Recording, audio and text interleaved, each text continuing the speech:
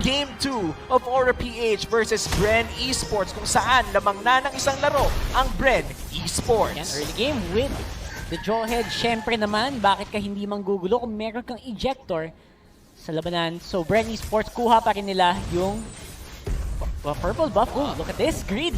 Medyo sneaky dito din si Gulat JP. ako dun, Alam mo yung feeling ko, nag-long cut siya. Hindi siya shortcut eh. Long cut. Pumunta siya doon. Nag-long cut siya, manggugulo dito, nanakot pa with the dash, pero na-stun dito si Grid. Grid might be in trouble. Few, Spiral Strangling might be a kill, pero hindi pala aabot dito ang abilities ni Lusty. Kung medyo nakalapit si Lusty doon, feeling ko could have been a kill for BREN Esports, pero hindi pa rin tapos. JP, gustong manggulo, and that's why you want a Jawhead in your team. That's right, the Jawhead, magandang early game reset. Pwede kang magulo, pwedeng guluhin yung timing mo sa jungle. Kasi sa jungle, di ba may timing yan? Oo, kung kailan nag-i-spawn yung mga jungle camps, gusto mong patayin para maalaman mo yung timer. Pero wait naman, Lord Hades, Flap Teasy though, a little bit too tanky with that Esmeralda. Pero ako yung kinakabahan para kay Flap eh. Oo. Sa totoo lang, Granger is actually medyo mababa. Actually, walang win rate. Diba? Wala pang napapanalong game si Granger. Una siyang ginamit sa Season 7 with Carl TZ. And yun yung sa Game 3 nila. And hindi din nag-succeed. So, sorry, Game 2. Diba? So, it was not a fun pick. Let's see if Aura can make it work. Kasi sa ibang region, ginagamit talaga ang Granger na.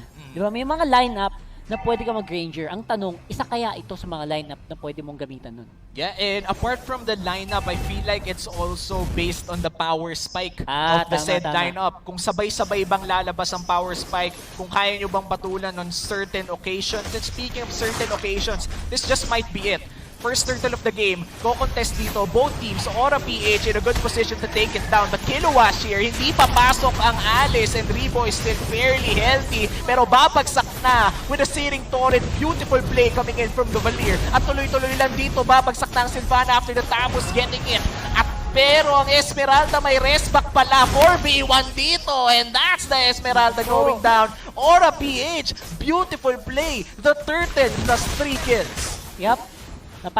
May mini audition na naganap. And I have to say na hindi maganda yung layering na ginawa ng pagpasok ng BREN Esports doon sa laban na yun. And dahil doon, again, 3-1 agad and nakakuha na agad ng advantage. Raptors na agad yung Granger. Yeah, pero falling Star Moon dito from Flap TZ. Pero hindi naman pala masyado masasaktan dito si Lord Hades. Pero going back to your point, Brock, that was a little bit too aggressive coming in from BREN. Hindi nila naasikaso kung paano mga pasok nila. As you said, holy baptism though, locked in si JP. Walang takas-takas with Imperial Justice, and that's 1 kill going to BREN Esports. There you go, nabawi naman nila. And if you're Aura, huwag kang gagawa ng mga ganung pagkakamali. Kasi konting opening lang ibigay mo sa BREN Esports. Alam mong papasok at papasok yan. Yeah, so, gotta be careful. And speaking of being careful, BREN Esports, I feel like they're more careful now even if they won Game 1. And I gotta hand it to them. Aura PH, they seem not bothered at all from that loss in Game 1. Actually, mas mukha nga silang gigil ngayon, di ba? Yung Aura talagang umaapoy ngayon in this game. And they have the heroes. Meron silang lineup para gawin to. Again, Granger on with Rhapsody, masakit na marksman kahit na early game. Gamit in this matchup. Yeah, pero tignan natin dito, Grid, a little bit slowed down coming in from Lusty, pero saktong bato lang pala yun. JP with a good save, pero na-burn ang Vengeance Flame. Few, hindi tatama ang Cometic Lance. That could have been a kill if tumama yung stun na yun. Again, also, you have to be aware, yung timing ng Imperial Justice isn't active right now. Check nila ngayon Turtle, it's gonna be a big one dito. Yeah, Turtle already half HP, pero that's the ejector being burned already, pero masisecure ng Aura ang Turtle at may double kill pa para kay Granger. Nagkakaubusan na members ng BREN Esports dito. Flap TZ medyo makunat, pero hapatulan, ipapato pabalik. That's the tower dive. Flap TZ still alive, but that's the Turtle. Plus 3 kills once again for Aura PH. Beautiful placement nung Rhapsody at lang Death Sonata nitong si Lord Hades. From down, nakatakas na eh. Nahabol pa ng bala. And again, that's why you pick the Granger. And nakuha niya yung early game timing na gusto niya. Mahirap nang pigilan to. Yeah, and for Aura PH, this is the game that they want out of this Granger. As you said, there's a 2v1 na medyo brief na dito. Grabe, dami talaga kaya ito kay Granger. One shot na lang, Flap TC gone! Underneath the turret, you did not respect Aura PH and you paid the price for it. Again, Rhapsody lang, sapat na. Ganong kasakit yung Granger na to, lalo ngayon with the early Raptors machete. Kasi tagos-tagos yung physical damage penetration ngayon ng Granger na to. So, aside from that, also maganda yung ginagawang pag-ikot nila Kiluash at the Greed. Right on time, hindi sila full commit. Saktong dalaw lang. Saktong dalaw lang at kung anong kailangan, ayun lang ang ginagawa. Nakita natin doon, inuna nila yung Torre before they went down to burst the Esmeralda. Gulat na gulat ang papa mo Flap TZ doon. The damage was just too unreal. As you said, Rhapsody pa lang, sapat na. At mukhang magkakaroon ng labanan dito in the mid lane. Siring Torre, hindi tatama pero may flicker in si JP. Hindi tumama ang eject. Sayang! Pero mukhang wala munang kill na mapupunta pero hindi pala. Nag-aabang ang Tamos. That's the mega kill for Lord Hades and Aura PH dominating the early game. Surprise mula sa aking kambal. Shoutout kay Kiluash. Ayan. Very beautifully done. You don't see a Tams do that. Hindi ginagawa ng Tams yun. Assassin Tams. Assassin Tams. Men, kulang na lang, Lothar. Pero legit, iba talaga ang Aura PH. So BREN ESPORTS right now will have to come back from this very hard. And speaking of coming back, Rebo tried to get that solo kill pero medyo tinanggi niya yung Order of Brilliance dito. Galing sa Lunox. Hindi niya nirespeto yung damage. BREN ESPORTS, I feel like it's already time to respect Aura PH. 21-16 na, tol. Medyo kailangan na natin mag-scale up. You need to take note of this Granger dahil talagang napakasakit na ng damage nito at hindi lang yon. Halos lahat ng members ng Aura PH ngayon sabay-sabay nag-power spike. Oo, lumalaki na yung lamang. Huwag nating paabutin sa A94 difference. Oo, sa A9. A94 difference na yan. 13,999. Yan ang magic number yan ang magic natin. Number. Pag lumamang ka ng Aura A94 difference, alam mo na. Oo. Oppo. It's the Oppo difference. Ibig sabihin lang nun nadala ng Oppo ang laro. Pero mukhang babalik na nga tayo dito sa Land of Dawn kung saan 10-2 ang kill score natin dito. Hindi ako nabulol. 10-2 talaga. 8 kills ang lamang ng Aura PH sa BREN ESPORTS. 7 minutes. Mag-8 minutes inside this game.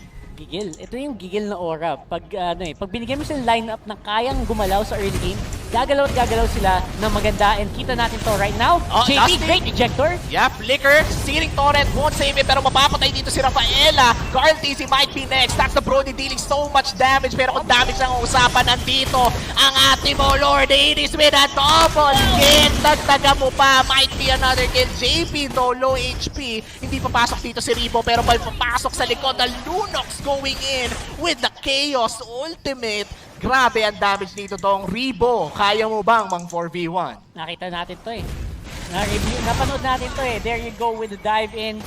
Except this time around, wala palang backup. Fits the lineup perfectly. And Kadita counters 4 heroes on the side at ngayon, of Omega with the exception of the yung usage. scaling na sinabi ko for that Binanggit natin Granger, kanina yung lack of damage na meron sa next play midnight. This Ilang minutes time, yung Raptors present machete na yon niya? kapag Oo. umabot ng late game. Masyadong maaga. Masyadong maaga yes, talaga. nag-agree ako. And yung penetration na Ocean's galing sa Oddity, item na yun, huli kagad yung Harit sa loob ng Zaman Force. Kita mo kagad. Even yung Sylvana, shoot kagad. Yung Ocean Odd. And critical hits from the passive, masakit talaga. So from here, may konting